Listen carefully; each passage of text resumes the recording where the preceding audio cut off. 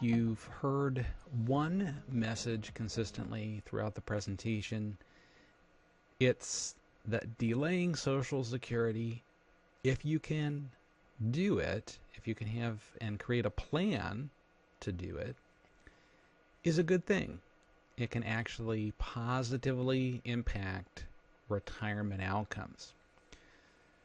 But it's tough, both psychologically speaking and sometimes if you don't work out the economics of it, to actually work out a plan to delay. So let's talk about some of these roadblocks that keep us from delaying.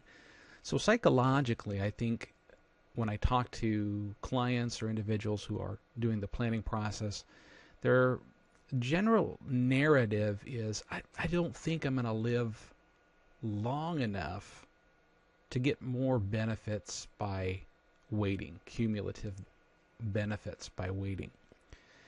They really want to get as much out of the system as they can before they die. They don't want to leave anything on the table. Money they could have gotten if they had taken their benefit earlier.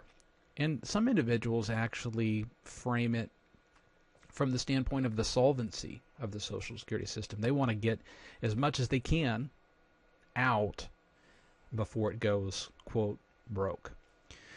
Well, we don't have the time right now to go into the pay-as-you-go system of Social Security, but ultimately, if you look at the way that Social Security system works, it's a pay-as-you-go system. Current beneficiaries are funded by payroll taxes that come in through workers.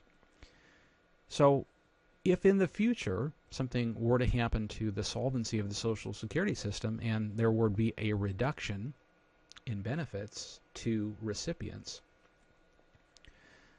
the question is, would you rather have a reduction to a small benefit by claiming early, or would you rather have a reduction to a larger benefit because you delayed?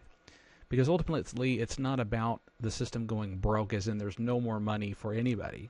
Because with the pay-as-you-go system, ultimately, it is a function of the collection of taxes and that distribution of taxes to Social Security recipients. So I think that there's a little bit of a misunderstanding of how the system works. And I think a lot of individuals underestimate longevity, how long they may actually live, especially as a couple. How long a retirement do you need to plan for? This is some information from Wharton Financial Institution Center. 2 healthy 65-year-olds have a 50% chance of one of them living to age 92. This is our final row. 1 in 4 chance of one of them living to 97, and a 1 in 10 chance that one of them is going to live beyond the age of 100. If you're a single individual and not married, then as a male or a female, you have a 50% chance of living almost up to age 90. And so the break-even of cumulative benefits by waiting is generally in the 79 age area. So many people are going to live beyond the normal break-even age and have higher cumulative benefits by waiting. But a greater number of individuals are severely and significantly underestimating the longevity of at least one spouse, which allows us to kind of go back into the economic piece of it. What are some economic reasons that it's difficult to delay?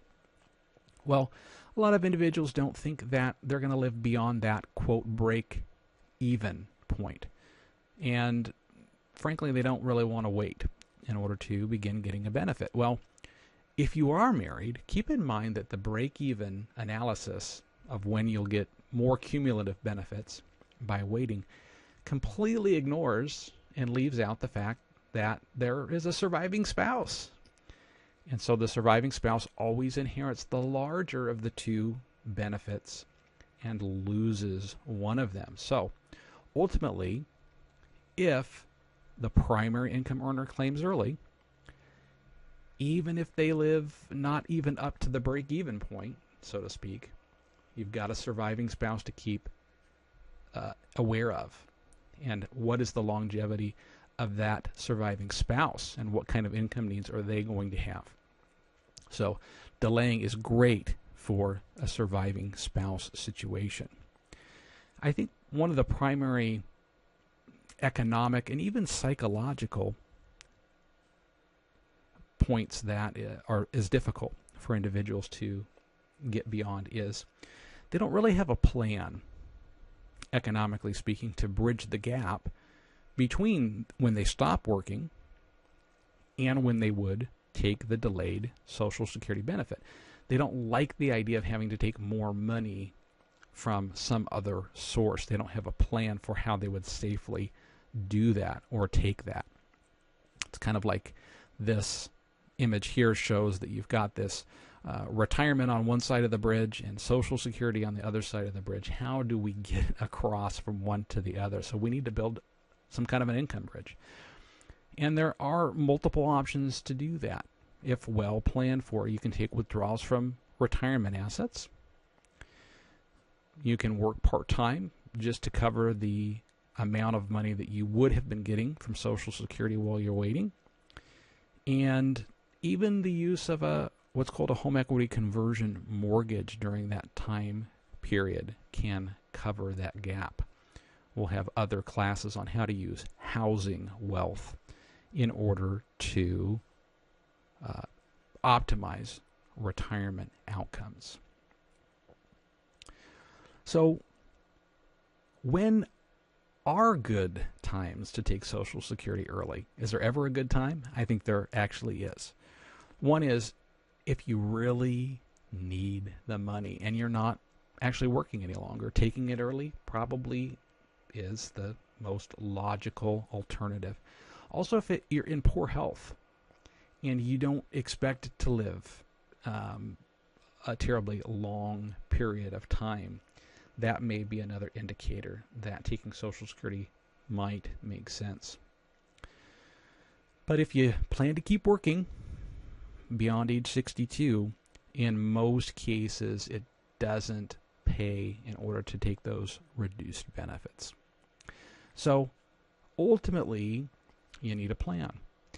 And what I hope that you'll do is take advantage of running the Social Security optimization report that we offer through the course, which will give you your options. What are the options that are available? What are the maximum strategies that we can take advantage of? And ultimately, how might we be able to implement those in coordination with the other income and assets that we have?